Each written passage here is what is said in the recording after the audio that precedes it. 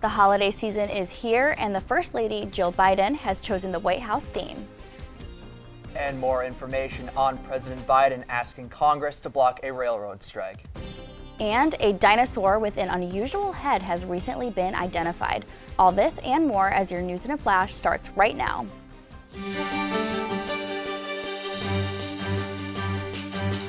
This is TV2 News.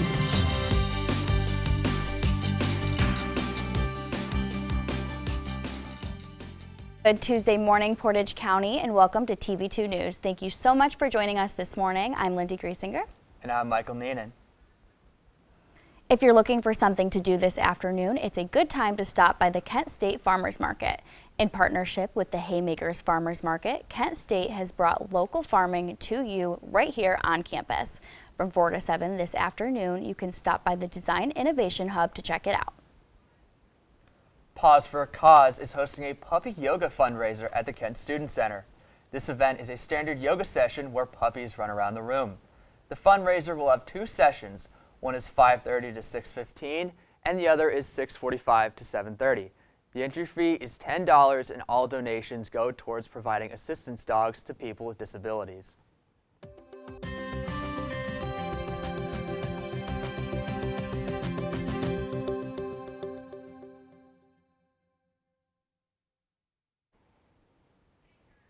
Good Tuesday morning, Portage County. I'm Mara O'Malley, and as we head into our first week of December, some of you out there may be wondering if we'll be seeing any snow, and the answer is not just yet. But before we get into this week ahead of us, let's take a look at the weather here currently in Kent. So right now we have 40 degrees outside. It feels a little bit warmer though at about 42. And we have a dew point at 38 degrees, which gives us a humidity around 94%, and we have a visibility of up to 2 miles. And then all across northeast Ohio, we are looking at temperatures in your high 30s to your mid 40s. So up in Cleveland, a little bit warmer at 44. And down in Youngstown, about 39 degrees. And in Canton, about 40 degrees. So your temperatures are pretty much the same all across northeast Ohio. Then for your 7-day forecast, today you're looking your highs about 53 degrees, a little bit breezy this afternoon, so you should probably keep your winter jacket on, but it's not going to get too cold. And then come this weekend, your temperatures are kind of all over the place. On Friday, your high is about 47, gets a little warmer come Saturday at 52, and then come Sunday, it drops right back down to 39. But lots of sun during the week, only a little bit of rain, so you don't have to worry about keeping an umbrella. Still a lot of sun out there for all of you who love that sun. So if anyone had any hopes of being snowed in, it is looking like it's going to be a while until that happens. That is all I have for you guys. I have a great day, Portage County. I'm Mara O'Malley. Back over to you, Lindy and Michael. Today is Giving Tuesday here at Kent State. Flashathon is giving back by writing handwritten letters to their donor. From 6 to 8 today, you can join them in the Student Center to do your part in giving back. First Lady Jill Biden chose the theme for this year's holiday celebration, and it's We the People. She delivered holiday remarks while thanking volunteers from across the country who helped decorate the White House for the coming holiday season. That unite us can be found all around you. A belief in possibility and optimism and unity. Room by room, we represent what brings us together during the holidays and throughout the year. The National Guard members joined her for the announcement in her speech. The First Lady discussed the sacrifice National Guardsmen make that often goes unnoticed and how the White House Christmas tree will honor their service. And a South Florida woman is suing Kraft Heinz. We'll tell you what that claim is coming up. A rookie and a veteran face off in primetime. Your Monday Night Football recap coming up. Tomorrow's news leaders. Today's top stories. From an award-winning student newsroom. This is TV2 News, truly Portage County. Welcome back, Portage County. On Monday, President Joe Biden asked Congress to block a railroad strike before the next month's deadline in the stalled contract talk.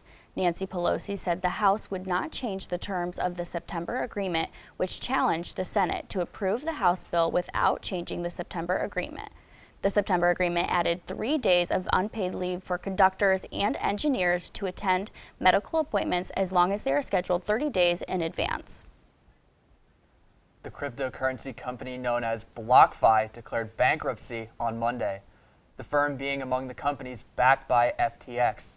Democratic Senators Dick Durbin and Elizabeth Warren are calling for FTX to release financial records, citing they wanted answers to questions about allegations of, quote, fraudulent and illicit practices.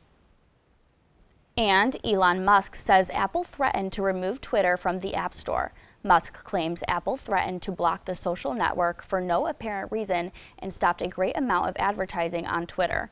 The world's richest man took to Twitter in a series of tweets calling out the company. Apple did not respond. If the company were to ban Twitter, new users would not be able to download the app from the App Store, and existing users would not be able to receive updates. A South Florida woman has filed a $5 million lawsuit against Kraft Heinz Foods, stating the company's claim that Velveeta's microwavable shells and cheese is ready within 3.5 minutes is misleading and doesn't take into account the time it takes to add water and stir. Kraft's attorneys call this lawsuit frivolous and will defend the company. And a baby product company is recalling nearly 11,000 sippy cups over lead poisoning risks. Green Sprouts has now recalled 3 products: a stainless steel sippy cup, a stainless steel cup with a straw, and a stainless steel bottle. No injuries from the bottles have been reported, but 7 reports about the bottles breaking off have been issued as of Wednesday. The current flu season is on track to be the worst in history as it continues to intensify as multiple viruses circulate around the nation. Flu and RSV, a virus that particularly affects children, have hit earlier and harder than usual this year. According to the CDC, just 12% of eligible people in the U.S. have gotten their updated COVID-19 booster, with flu shots being behind as well. With the fewest vaccinations at this point in the season in the past 2 years, with no vaccine for RSV. With the holiday season in full swing, there is a major concern for the COVID and RSV surge. Dr. Anthony Fauci says we could be approaching a public emergency. The best way you can protect yourself and your family is by getting vaccinated, washing your hands, and wearing a mask around vulnerable, and suggesting to take a COVID test before get-togethers. Shanghai Disneyland closed again just days after reopening. The theme park will close, stating today to follow the requirement of pandemic prevention and control. Disneytown, Wishing Star Park, and 2 resort hotels will continue to operate normally, Shanghai Disney Report said, adding that it will provide refund or exchanges for all guests impacted during this period.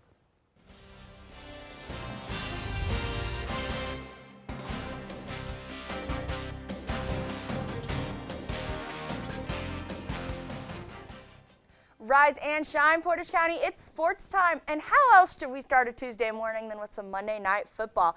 We will take it to Indianapolis. A rookie and a vet, they're going to show down. Old school Matty Ice, he is taking on a new kid with something to prove. Kenny Pickett, here we go.